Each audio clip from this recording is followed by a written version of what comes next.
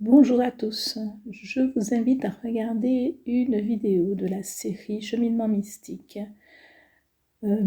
Chaque fois, je choisirai un oracle qui vous aidera à mieux comprendre, à peut-être mieux saisir ce qui se passe dans vos vies, dans certaines situations de vos vies, peut-être vous aider à trouver des solutions ou un simple éclairage sur la situation en question. Aujourd'hui, l'oracle que j'ai choisi, c'est l'oracle des artisans de lumière de Alana Fairchild. Et les trois propositions sont une tourmaline melon d'eau, un coquillage et un petit éléphant en porte-clés.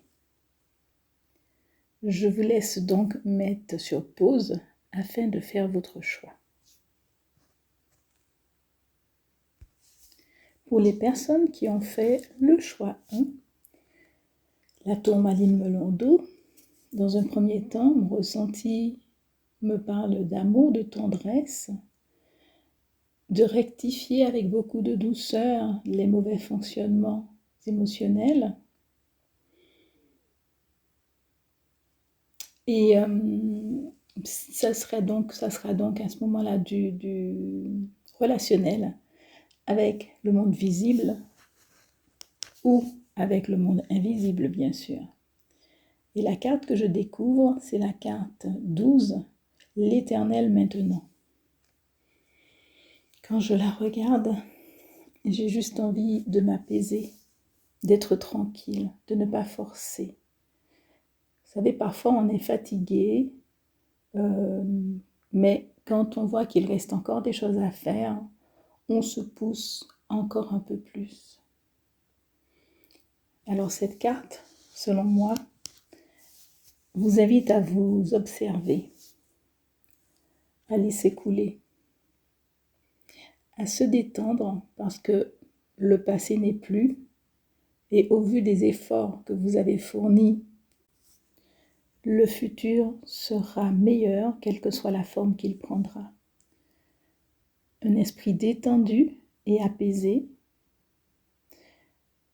vous fera très certainement mieux apprécier et comprendre le timing divin. Alors, écoutez-vous et soyez confiants. N'oubliez pas que la seule véritable guidance vient du cœur. Je vous souhaite une jolie journée et je vous dis à bientôt.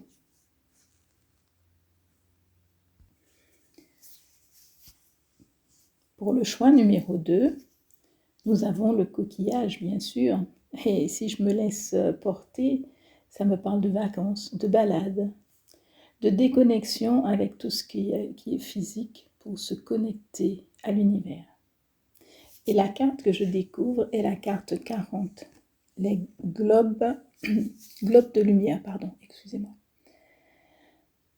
Elle est là, effectivement, pour signaler, mettre en conscience qu'il est possible de se connecter à l'univers en tout temps.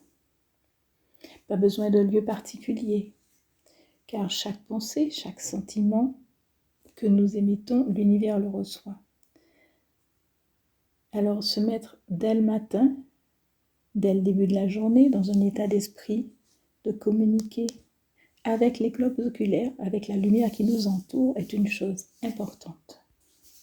Ça permet d'élever votre fréquence vibratoire. Ça, je suis sûre que vous le savez certainement. Mais peut-être qu'en ce moment, vous avez besoin de ce petit rappel qui vous demande d'être attentif.